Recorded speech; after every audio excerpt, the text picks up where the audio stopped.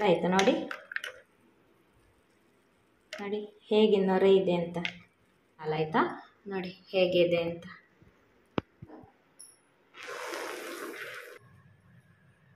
ನಮಸ್ತೆ ಎಲ್ರಿಗೂ, ಹೇಗಿದ್ದೀರಿ? ಇವತ್ತೊಂದು ಒಳ್ಳೆದೊಂದು ಕಾಫಿ ಮಾಡುವ. ನಾನೊಂದು ಟೀ ರೆಸಿಪಿ ಮಾಡಿದ್ದೆ, ಅದರಲ್ಲಿ ತುಂಬ ರಿಕ್ವೆಸ್ಟ್ ಬಂದಿತ್ತು ಹೋಟೆಲ್ ಸೀಕ್ರೆಟಲ್ಲಿ, ಹೋಟೆಲ್ ಸ್ಟೈಲಲ್ಲಿ ಕಾಫಿ ಮಾಡಿ ತೋರಿಸಿ ಅಂತ. ಹಾಗಾಗಿ ಇವತ್ತು ಕಾಫಿ ರೆಸಿಪಿ ಕೂಡ ಮಾಡುವ ಅಂತ ಹಾಗೆ ಬನ್ನಿ ಸ್ಟಾರ್ಟ್ ಮಾಡುವ. ಹೋಟೆಲ್ನ ಸ್ಟೈಲಲ್ಲಿ ಕಾಫಿ ಮನೆಯಲ್ಲೇ.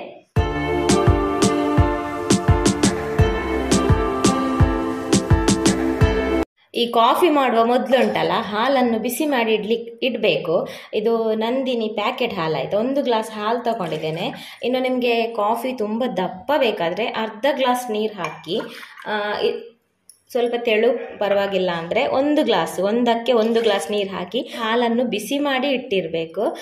ಹೋಟ್ಲುಗಳಲ್ಲೆಲ್ಲ ಹಾಗೆ ಹಾಲನ್ನು ಬಿಸಿ ಮಾಡಿ ಇಟ್ಟಿರ್ತಾರೆ, ಮತ್ತು ಗ್ಯಾಸಲ್ಲೇ ಲೋ ಫ್ಲೇಮಲ್ಲಿ ಇಟ್ಟಿರ್ತಾರೆ. ಅದು ಹಾಲು ಕುದೀತಾ ಇರ್ತದೆ, ಹಾಗಾಗಿ ಕಾಫಿ ಟೀ ಎಲ್ಲ ತುಂಬ ರುಚಿಯಾಗಿ ಬರೋದು.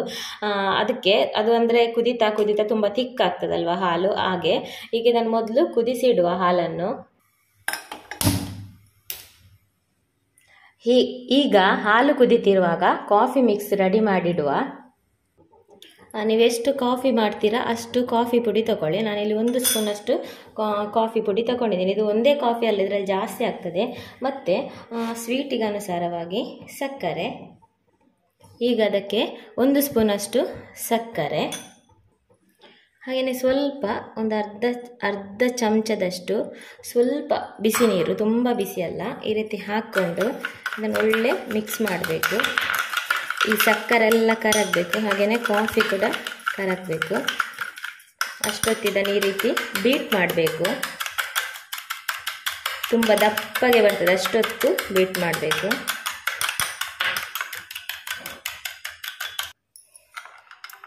ನೋಡಿ, ಬೀಟ್ ಮಾಡ್ತಾ ಈ ರೀತಿ ಬಣ್ಣ ಚೇಂಜ್ ಆಗ್ತಾ ಬರ್ತದೆ, ಒಂಥರ ಕ್ರೀಮಿ ಟೆಕ್ಸ್ಚರ್ ಬರ್ತದೆ.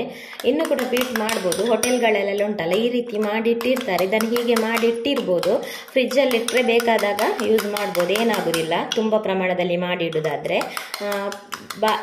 ಪದೇ ಇದೇ ರೀತಿ ಮಾಡಲಿಕ್ಕೆ ಲಾಂಗ್ ಪ್ರೊಸೀಜರ್ ಆಗ್ತದಲ್ವ, ಹಾಗೆ ಒಮ್ಮೆಲೆ ಮಾಡಿ ಇದನ್ನು ಒಂದು ಬಾಯಿ ಮುಚ್ಚಾಳಿರುವ ಡಬ್ಬದಲ್ಲಿ ಹಾಕಿ ಮುಚ್ಚಿ ಫ್ರಿಜ್ಜಲ್ಲಿ ಇಡ್ಬೋದು. ನೋಡಿ, ಈ ರೀತಿ ಕ್ರೀಮಿ ಟೆಕ್ಸ್ಚರ್ ಬರಬೇಕು, ಸಕ್ಕರೆ ಎಲ್ಲ ಕರಗಿ. ನೋಡಿ, ಬಣ್ಣ ಕೂಡ ಈಗ ಚೇಂಜ್ ಆಗಿದೆ. ಈಗ ಹಾಲು ಕೂಡ ಕುದೀತಾ ಇರಬೇಕು. ನೋಡಿ ಹೀಗೆ. ನೆಕ್ಸ್ಟ್ ಉಂಟಲ್ಲ, ಸೇಮ್ ಪ್ರೊಸೀಜರ್ ನಾನು ಟೀಯಲ್ಲಿ ಹೇಳಿಕೊಟ್ಟಿದ್ದೇನೆ. ಟೀಯನ್ನು ನಾವು ಹೊಡೆಯೋದು, ಆದರೆ ಇದರಲ್ಲಿ ಹಾಗಲ್ಲ. ಹಾಲನ್ನು ಉಂಟಲ್ಲ ಒಳ್ಳೆ ರೀತಿ ಹೊಡಿಬೇಕು, ನೊರೆ ಬರಬೇಕು ಈ ರೀತಿ. ನೋಡಿ, ಒಮ್ಮೆ ಮೇಲಿಂದ, ಹಾಗೆಯೇ ಇನ್ನೊಮ್ಮೆ ಹೀಗೆ ಹತ್ತಿರದಿಂದ, ಇನ್ನೊಮ್ಮೆ ಹೀಗೆ. ನೋಡಿ, ಹೀಗೆ ಮೇಲಿಂದ, ಹಾಗೆ ಇನ್ನೊಮ್ಮೆ ಹೀಗೆ ಹತ್ತಿರದಿಂದ, ಈ ರೀತಿ ನೊರೆ ಬರಬೇಕು ಹಾಲಲ್ಲಿ. ನೋಡಿ, ಈ ರೀತಿ ನೊರೆ ಬಂದಮೇಲೆ ಹೀಗೆ ಈ ಕಾಫಿ ಮಿಕ್ಸ್ ಉಂಟಲ್ಲ ನಾವು ಮಾಡಿಟ್ಟದನ್ನು ಎಷ್ಟು ಬೇಕೋ ಅಷ್ಟು ಹಾಕಿದರೆ ಆಯ್ತು. ನೋಡಿ, ಸ್ವಲ್ಪ ಸಾಕಾಗ್ತದೆ ಇದು. ನೋಡಿ ಹೀಗೆ. ಈಗ ಒಳ್ಳೆ ನೊರೆ ಬಂದ ಹಾಲನ್ನು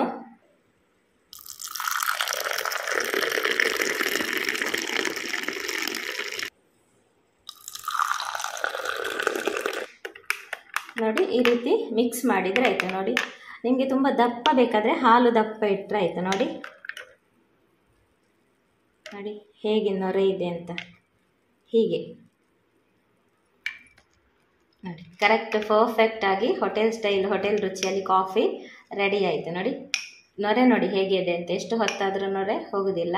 ಇನ್ನು ಕ್ರೀಮಿ ಟೆಕ್ಸ್ಚರ್ ಹಾಲು ಉಂಟಲ್ಲ, ಆರೆಂಜ್ ಪ್ಯಾಕೆಟ್, ಸಮೃದ್ಧಿ ಎಲ್ಲ, ಅಂಥ ಹಾಲಲ್ಲಿ ಇನ್ನೂ ದಪ್ಪನೆ ಕಾಫಿ ಆಗ್ತದೆ, ಸೂಪರ್ ಆಗ್ತದೆ. ಇದು ಇನ್ನೊಂದು ಗ್ರೀನ್ ಪ್ಯಾಕೆಟ್ ಉಂಟಲ್ಲ, ಅದು ನಂದಿನಿ ಹಾಲಾಯಿತಾ.